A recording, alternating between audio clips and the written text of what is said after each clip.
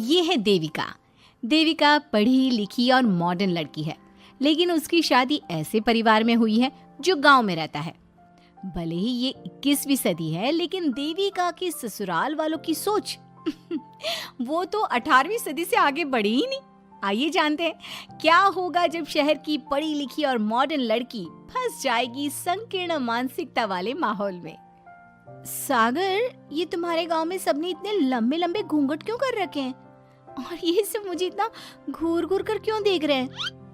अरे यार, तुम भी घूंघट कर लो ना, इसीलिए तो देख रहे हैं सब तुम्हें। कम ऑन सागर, मैं घूंघट नहीं कर सकती, तुम्हें पता है ना मैं कौन हूँ। लेकिन देविका, मेरे पिताजी, चाचा जी, बड़े भैया और जीजा जी ने तुम्हें बिना घूंघट के देख लिया ना तो बहुत गुस्सा होंगे और न जाने कौन कौन से फरमान सुनाएंगे। घर चलो, देखा जाएगा जो होगा।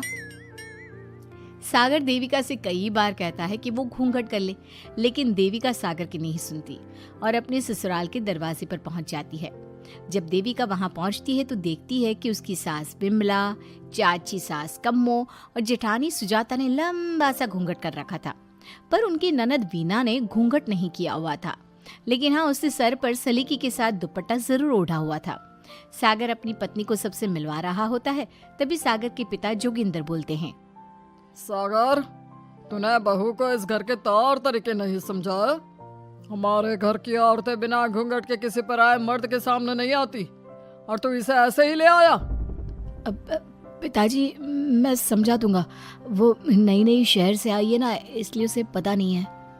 सागर की बात सुनकर उसके चाचा जी महेंद्र बोलते हैं, ये बात तो तुझे गांव में कदम रखते ही अपनी बीवी को समझानी चाहिए थी। हमारा गांव में बहुत नाम है, तेरी बीवी ऐसे गांव भर में घूमेगी तो क्या इज्जत रह जाएगी हमारी। ये बोलकर जोगिंदर और महेंद्र वहां से चले जाते हैं। शाम को घर की सारी औरतें खाने की तैयारी करती है।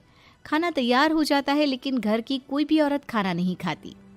बहुत रात हो जाती है, तब देविका कहती है, सासू माँ, खाना बने हुए तो देर हो गई, रात भी बहुत हो गई है, हम लोग खाना क्यों नहीं खा रहे हैं?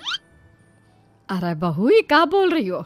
हमारे यहाँ घर की औरतें तब तक खाना नहीं खाती जब तक घर के मर्द खाना ना खा ले।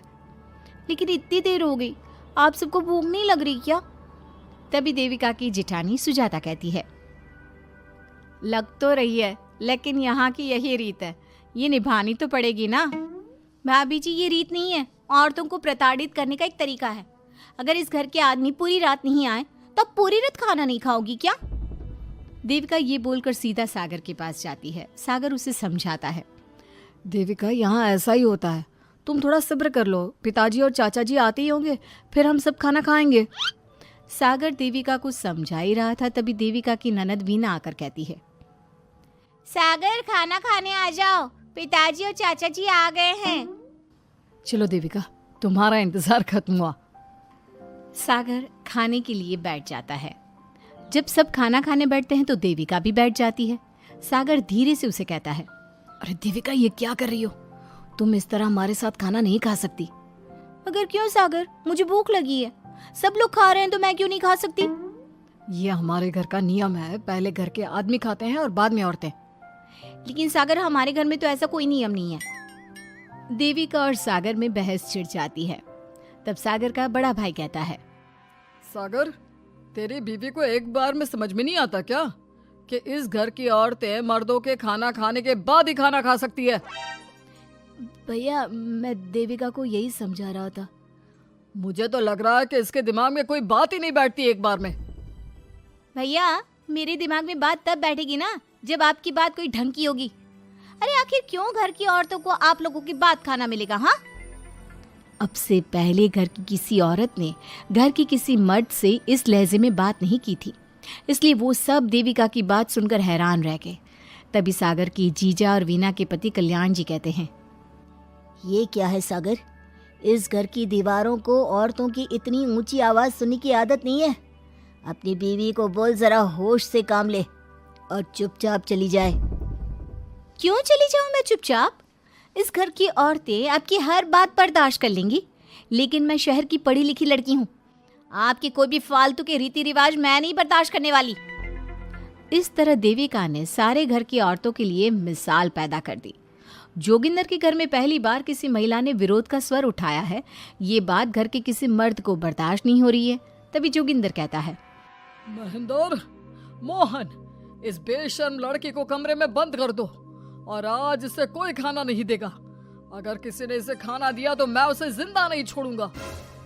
महेंद्र और मोहन उसे कमरे में बंद कर देते हैं और उसे खाना भी नहीं देते। रात के 3 बज जाते हैं। भूख की वजह से देविका को नींद भी नहीं आती। तभी उसे कुछ महसूस होता है। ऐसा लग रहा है कोई दरवाज़ा खोल रहा है, लेकिन इतनी रात को कौन हो सकता है? कहीं सागर तो नहीं? देविका उम्मीद भरी नजरों से दरवाजे की तरफ देखती है, लेकिन दरवाजा खोलने वाला सागर नहीं बल्कि विमला और कम्मो है। माँ जी, चाची जी, आप दोनों? बहू, ये ले, हम तेरे लिए खाना लाए हैं, खा ले। और ये बात ना तो किसी को बताना मत कि हमने तुझे खाना दिया है, नहीं तो हमारे मर्द मार मार कर हमारा बुरा हाल कर देंगे। माँ जी, आप यहाँ इतना घुट घुट कर क्यों रहती हो? देविका, अब तू भी इस घर की बहू है, तू भी हमारी तरह रहना सीख ले। इस घर के कायदे कानून अपना ले। इस घर के मर्द तो कभी बदलने वाले हैं नहीं बहू, तो तू ही बदल ले अपने आप को। माँ जी, बदलाव अच्छे के लिए हो तो हमें बदलना चाहिए। बेकार और बेतुकी बातों का तो विरोध करना चाहिए। दोनों ने देविका को समझाने की कोशिश की, लेकिन देविका ने उल्टा उन्हें ही समझा दिया। इसी तरह एक दिन देविका किसी बात पर जोर जोर से हंस रही थी। तभी देविका की सास विमला ने उसे टोकते हुए कहा, अरे बहू, तू इतनी जोर जोर से क्यों हंस रही है? हमारे घर की औरत इतनी जोर जोर से नहीं हंसती। विमला अपनी बहू को समझा रही थी कि तभी महेंद्र बोलता है, अरे कम्मो, कौन है ये औरत जो बेशर्मों की तरह जोर जोर से हंस रही है? तभी कम्मो और देविका बाहर आ जाती हैं। जी जी जी, वो मैं हंस रही थी चाचा जी। अब आप लोग हंसने पर भी पाबंदी लगाओगे क्या? तुम जैसी बदतमीज लड़कियों से मैं बात नहीं करना चाहता, लेकिन कान खोलकर सुन लो, इस घर की औरतें इतना जोर जोर से नहीं हंसती।